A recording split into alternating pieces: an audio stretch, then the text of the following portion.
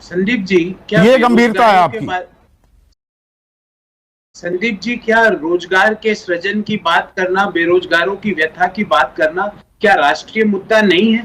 मुझे तो लगता है ये राष्ट्रीय मुद्दा है। और जो हमारी बहन टीवी पर बैठी है, ये एनएसएसओ के डाटा को नहीं समझती है। ये प्रशासनिक सेवा की अधिकारी रही हुई ऐसी बात करती है। एनएसएसओ का आंकड़ा देता हूं, 2011-12 में 2.2% था बेरोजगारी की दर, और 17-18 में 6.1%। मतलब 3 गुना आपने बेरोजगारी की दर बढ़ाई है। ये एनएसएसओ का आंकड़ा है madam. I hope you understand what I mean by NSSO, because I expect some sincerity and some serious debate with you.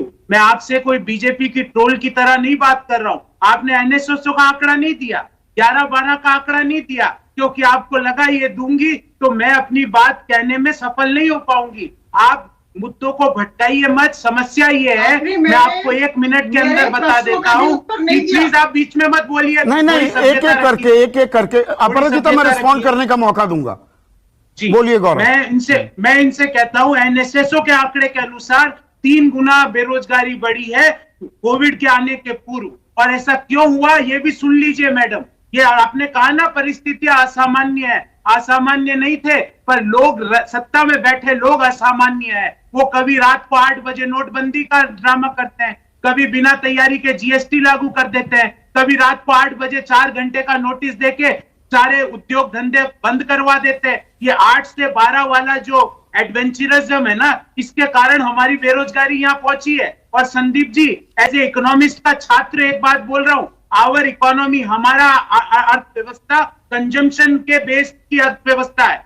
GDP का 55 से 60% कंजम्पशन से आता है। कंजम्पशन बढ़ नहीं रहा, डिमांड बढ़ नहीं रही, और ये 20 लाख करोड़ की बात कर रही है। मैम, 20 लाख करोड़ का अगर फायदा होता तो हमारी बेरोजगारी दर 14% मई में क्यों होती? आज भी 28 मई का आंकड़ा दे रहा हूं, 9.5% है बेरोजगारी की दर, और शहरों में 10.8% है। आपके पास ना तो अर्थव्यवस्था की समझ है, ना अर्थव्यवस्था का स्ट्रक्चर है। आपके पास तो बहुत समझ है ना गौरव वल्लभ, आपके पास बहुत, एक सेकेंड, आपके पास बहुत समझ है, राहुल गांधी के पास बहुत समझ है, तो कैप्टन अमरिंदर सिंह के पास भी होगी, अशोक गहलोत के पास भी होगी, भूपेश बघेल के पास भी होगी, हेमंत सोरेन के पास भी होगी, उद्धव ठाकरे के पास भी होगी।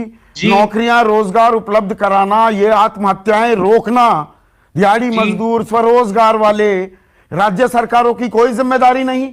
ये पंजाब, राजस्थान, छत्तीसगढ़, झारखंड, महाराष्ट्र में कोई आत्महत्या नहीं कर रहा? संदीप जी, आपको जान के आश्चर्य होगा, क्योंकि मैं अब आपका एक प्रदेश जिससे आपका भी ताल्लुकात है, जिसका नाम है हरियाणा, वो आज बेरोजगारी में देश में नंबर 1 पे पहुंच गया। और जब 2011-12 में वो देश का एक इंजन हुआ करता था, इंडस्ट्रियलाइजेशन का एक स्मारक हुआ करता था, उदाहरण हुआ करता था, तो संदीप जी ये क्या हुआ 8 साल में? 8 साल में हुए 8 से 12 के 3 एडवेंचरिज्म, जिसको मैं कहूंगा एक व्यक्ति ने एडवेंचर किया हमारी अर्थव्यवस्था के साथ। बिना सोचे समझे नोटबंदी, बिना तैयारी के जीएसटी, और बिना तैयारी के 4 घंटे के नोटिस पे जैसे स्विच बंद करते हैं ना, वैसे उद्योग धंधे बंद कर दिए। उसका खामियाजा आज देश का युवा भुगत रहा है। उसका खामियाजा दिहाड़ी करने बिहार में गए थे ना आप, चुनाव लड़ा था तेजस्वी यादव के साथ मिलकर, 10 लाख रोजगार देंगे, तो मुझे आंकड़ा दे पाएंगे आप? कितने रोजगार सृजित किए आपने पंजाब में, राजस्थान में, छत्तीसगढ़ में, महाराष्ट्र में? मैं आपको विश्वास, क्योंकि मेरे सामने आंकड़ा है, बड़े राज्यों में सबसे ज्यादा बेरोजगारी है उत्तर प्रदेश, बिहार, हरियाणा।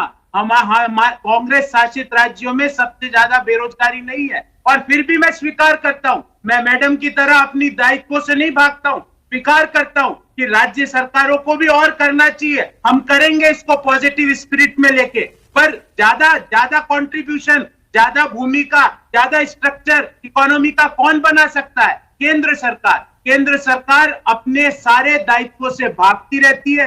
हमें कभी सवाल पूछते हैं तो कोविड का बहाना, उससे पहले बोले अभी इलेक्शन का बहाना।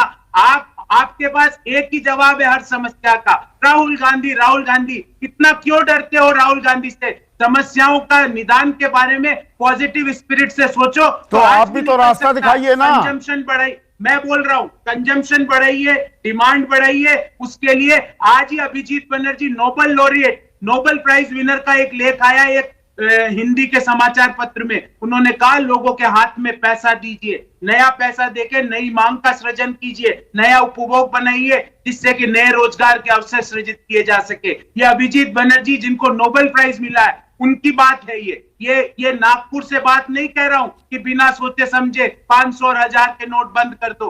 का क्या हुआ 500 और 1000? उसका यह हुआ कि नौजवानों को खुदकुशी करनी पड़ी, दिहाड़ी मजदूरों को खुदकुशी करनी पड़ी, स्वरोजगार करने वाले लोगों को खुदकुशी करनी पड़ी। इसके सब बारे में सवाल पूछते हैं तो राहुल गांधी जी इनको याद आ जाते हैं। 7 साल में अगर आप कुछ नहीं कर सकते तो 7 जन्म में भी कुछ नहीं कर सकते। एक वाजपेयी, क्या ये